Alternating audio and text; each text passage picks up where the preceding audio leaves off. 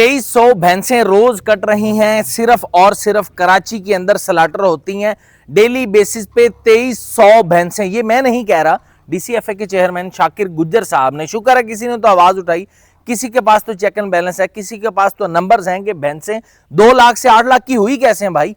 2300 भैंसें रोज cut रही हैं तो महीने की होगी 69,000। लीक किस लिए दिया है कि आदादो शुमार में जरा सी भी कमी ना हो, कि आप लोग ये ना कहें कि यार फर्जी बातें ना किया करो। हम चैट जीपीटी वाले नहीं हैं, हम ओरिजिनल लोग वो हैं जो ग्राउंड रियलिटीज को जान के आप तक बात पहुंचाते हैं। 2300 भैंसें रोज कट रही हैं तो महीने की कट गई 69,000 और साल की कट गई 8,25,000। मान लिया 8,25,000 भैंसें आप कटवा रहे हैं सिर्फ इस कराची के स्लाटर हाउसों के अंदर, गोश्त के पैसे उनसे रिसीव कर रहे हैं। 8 लाख वाली भैंस 2-2.5 लाख में कटवा रहे हैं। वजह क्या है सुन लें, अगर 8,25,000 भैंस कट रही है तो 3,25,000 भैंस मैंने मान लिया बीमार है, उसका उम्र पूरी हो चुकी है, दोबारा बच्चा नहीं दे सकती, अब दूध नहीं दे सकती, उसे कोई टांग टूट गई है, फ्रैक्चर हो गया है, बीमारी आ गई है, कुछ भी आ गया, उसका कटना जरूरी है, मजबूरी है।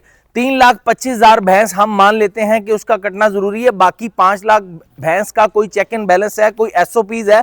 हम एक चलान सिग्नल तोड़ते हैं तो हमें 20,000 रुपए का चलान आता है। यहां कराची के अंदर 5 लाख भैंसें साल की काटी जा रही हैं, कोई एसओपीज नहीं है, कोई चेक एंड बैलेंस नहीं है, किसी के पास कोई नंबर्स नहीं है, ना कोई देखता है, ना सोचता है, ना पूछता है।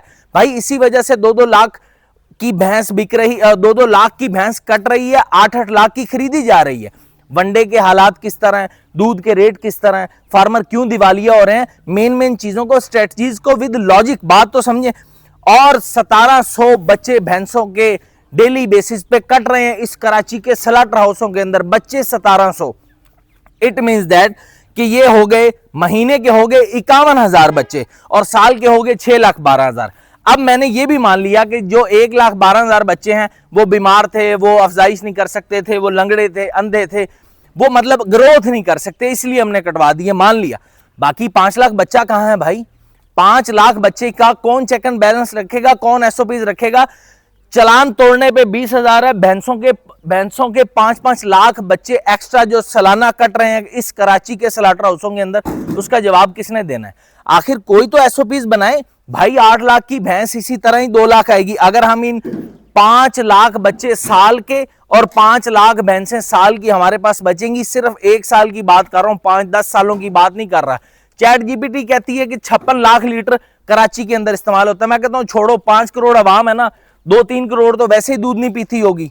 अगर 5 करोड़ अवाम है तो इसके अंदर को 2 करोड़ तो दूध पीते होंगे। को 4-5 साल के अंदर इस सारे लॉजिक्स पे बात की जाए, इस तरह भैंसों को संभाला जाए और इन्हें ना कटने दिया जाए, तो प्यारे भाइयों को 2 crore litre, 1 crore litre, 1.5 crore litre का इजाफा ऑटोमेटिकली हो जाएगा एसओपीज अगर बनाए। मैं 50% रॉन्ग हो सकता हूं, मगर मैं 50% तो बिल्कुल सच हूं ना। 5 लाख नहीं तो 2.5 लाख तो बचेंगी भाई सालाना।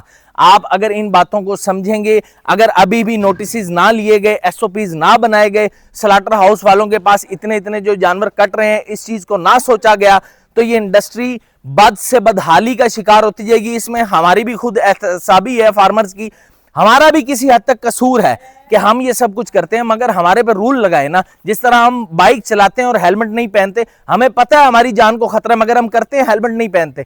इसी तरह हुकूमत ने सख्ती की, अब सारे हेलमेट पहनते हैं। इसी तरह हमें भी ये सोचना चाहिए, हुकूमत को ये सोचना चाहिए, लाइव स्टॉक के इदारों को ये सोचना चाहिए, एनिमल लवर्स और एनजीओज वालों को सोचना चाहिए कि प्यारे भाइयों, ये जो जानवर इतने ज्यादा कटते हैं, इन्हें बचाने के तरीकाकार क्या है, इन्हें किस तरह मैनेज कर सकते हैं। क्या जो कराची के अंदर इतनी बड़ी खाली जमीनें पड़ी हैं 4 दीवारियों के अंदर, government of Sindh, live livestock इदारे या एनिमल एसोसिएशन और एनजीओज वगैरह जो हैं, आप अगर फार्मर से ही बच्चा खरीद के खुद पाल के हमें बेच देना। रिसाइकल होने के लिए पंजाब भैंसें ज्यादातर अब क्यों नहीं जा रही? वजह यह है कि वापसी का किराया ट्राले का 3 लाख 4 लाख रुपए, जो पहले लाख रुपए हुआ करता था। हर चीज महंगी हुई पड़ी है, हालात बहुत डाउन है, ये इंडस्ट्री बद से बदतर होती जा रही है। खुदारा इस पे को नोटिस लें। नीचे ये ना लिखना कि आप ये काम छोड़ दें अगर काम बुरा है। यार बात को, काम छोड़ना मकसद नहीं है, काम बंद करना मकसद नहीं है। हमें कुछ सोचना होगा, हमें कुछ इस पे एसओपीज बनानी होंगी। हमारे लीडरों को, हमारे हुक्मरानों को, हमारे डीसीएफए के जो चेयरमैन है वो बड़ा अच्छा काम कर रहे हैं। इसी तरह और काफी सारे बड़े जो फार्मर्स हैं उन्हें इस बारे सोचना होगा। हम तो इस काम के अंदर ऐसे समझें कि नौमौलूद हैं, बिल्कुल नए हैं। तो अगर हमें इतना दुख और तकलीफ होता है तो सोचें जिनके पास 2-2 हज़ार 4-4 हज़ार जानवर हैं उनकी क्या हाल है। और जो हमारे से भी छोटा फार्मर है 10 भैंसों वाला 5 भैंसों वाला, उसके क्या हाल है। बड़े हालात हाजरा को देखते हुए सर हालात बड़े डाउन है, थोड़ी मेहरबानी करें, इस चीज़ पे नजरसानी करें, इससे हमारा और इंडस्ट्री का बहुत फायदा होगा। अब नहीं सोचेंगे तो कब सोचेंगे, जब सारा जानवर कट गया, जब भैंस 20-20 लाख की मिला करेगी। थोड़ा खुदारा इस पे थोड़ा सा नजरसानी करें।